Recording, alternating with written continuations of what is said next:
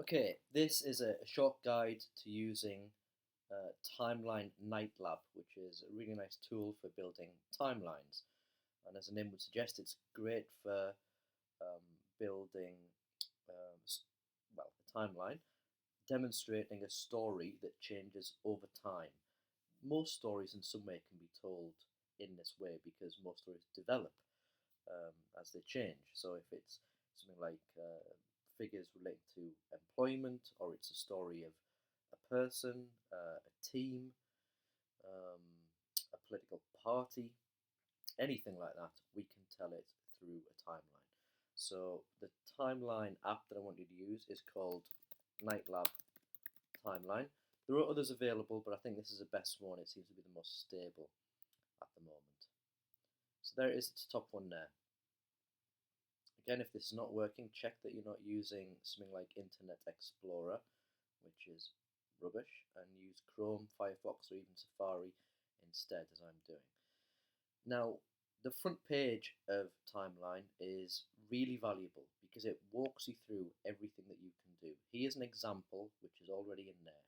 It's about women in computing, and it's a story that tracks over time. It starts with Ada Lovelace back, would you believe it, in the kind of mid 19th century. So this is going back a long way. You can see that we've got a timeline across the bottom, so we can track when these things are happening. We've got some writing on here. It's really important that we're going to add some useful, interesting, valuable text here. We've got some nice links in as well. We always want to add links to whatever we're doing. And we've got a date. So this is telling us when she was alive. It's telling us a little bit about her. It's giving us some more information about her if we want it. And it's showing us what she looked like. There she is. What we can do now is we can scroll through it using these arrows. And obviously, the further right we get, the closer to the modern day that we're getting.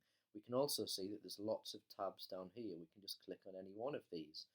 You might notice that in these icons, there's lots of different, icons down here. So this one is a quote.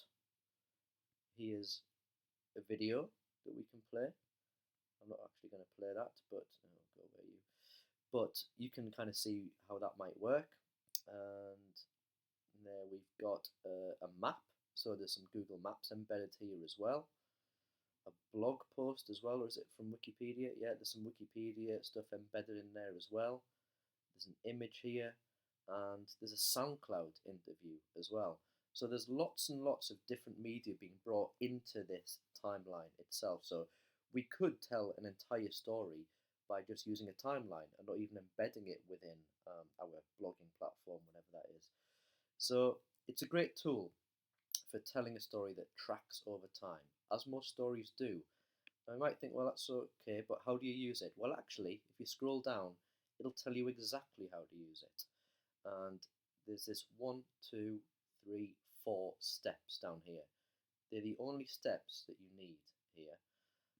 So first thing we want to do, obviously, make a timeline, and it's saying, well, we need a new Google spreadsheet. You'll need to copy the template to your own Google Drive, so you'll need to be logged into Google Drive, and it'll save it there. So any changes you make will be saved automatically to your Google Drive account. Let's get the template though, so let's click on this inviting blue button here. I'm already logged into Google. At this point you may have to log in as well. Yes, we'll make a copy of that. And then what it's going to do is populate a spreadsheet. And again, it's going to give us that Ada Lovelace story.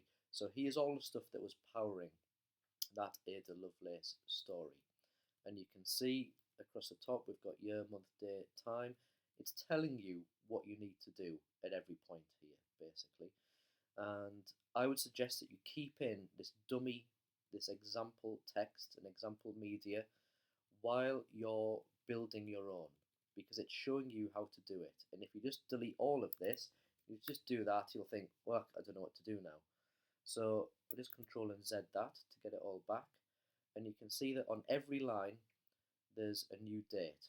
And for every date there is a headline, text, some media. You don't upload media to Timeline, Knightlab Timeline. You link to it. So these are just links to SoundCloud. Look, you can see it popping up where it is. up here every time I click on something. So we're just linking straight from these sources. We can actually go and have a look at them if we want. So all you need is that URL when you want to add some sort of media. It works with YouTube and SoundCloud, Twitter, Google Maps, plenty of things. And there's the images being embedded there. Obviously we want to put a credit in as well, and you might want to put a caption in, just telling me what that particular media is or where it's come from or something like that. You don't really have to bother with any of this stuff over here, but leave in a title slide at the top. You can see what type is it, it's title. So just leave that in there and put your own title in. And then as you bring your own information in, just add it line by line. You must put in a correct date, so you must put in a correct year, month and day. If it's something that happened on a particular day, if it's something that happened over time, there might be an end date to that as well. So maybe that's when, I don't know, when someone was born and when someone died or something like that. If it's just something that happens on a particular day, you can delete them and it'll just stay as the 1st of November 2011 in there. You can put a display date in if you want, you don't have to. Obviously you do need to put a headline in and some text, and I definitely want to see some media, and if we have some media, then a media credit in as well. You can put a media thumbnail in there as well. It just gives a little thumbnail preview as to what that looks like. And that is it. It's very simple once you get your head around it. Key things are, and you might find that it'll say there's a syntax error, something like that. If you put an incorrect date in, let's say I just sort of type in some gibberish there or something like that, what will happen when I'm finished is I go to File and I go to Publish to the Web. Yeah, that's fine. I can just hit Publish, and then I would just use this to link to it. Now obviously it's not going to work in this case because I put in some gibberish over here. So that's an example where it won't work. So these dates need to be correct, and if you don't have a line here, let's just delete this. If there's a line with nothing in it, it won't work either. So they're two common errors that happen there. Just Control and Z that, so it's back in. When you're finished, preferably give it a title, but when you're finished, publish to the web. And Timeline has been a little bit wonky recently. It hasn't been working the way it's supposed to, so I'm just going to check what's going to work now. And I'm going to go back to my visual editor to put a link in here. You can see link to Timeline. I'm going to put my link in. Let's preview that and see what happens. Traditionally this wouldn't have worked, but something has changed since I've been teaching this. So that's just taken me to the Excel spreadsheet. That's no good, obviously we don't want that. So I'm going to go back to here, and I'm going to copy that. And what I need to do actually now is take it back to the front page. So what I've done, you can see I've gone back to the front page on Timeline Knightlab. I've done the first step, create your spreadsheet. I've done the second step as well, publish to the web. Now what I have to do, you can see it's telling us actually there's been a change as of November 2016. And it's saying close publish to the web window, copy the URL for your timeline from the browser's address bar. It should look like this. So here's the address bar. That is now the code I need.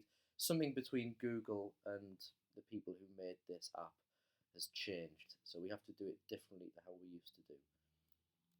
And it's saying disregard the URL that appears in the publish to the web window. It used to be below, but change to Google meaning you'll get an error if you use it now. So let's try this one and see if that works.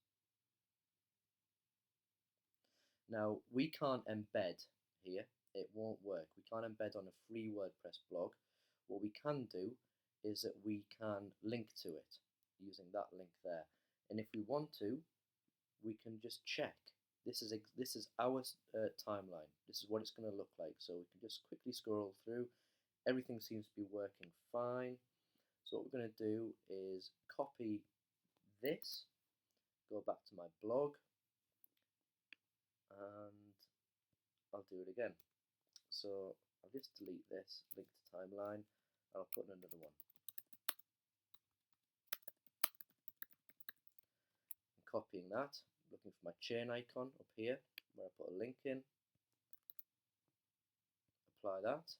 Let's preview it just to make sure. We always want to make sure what we're doing is working.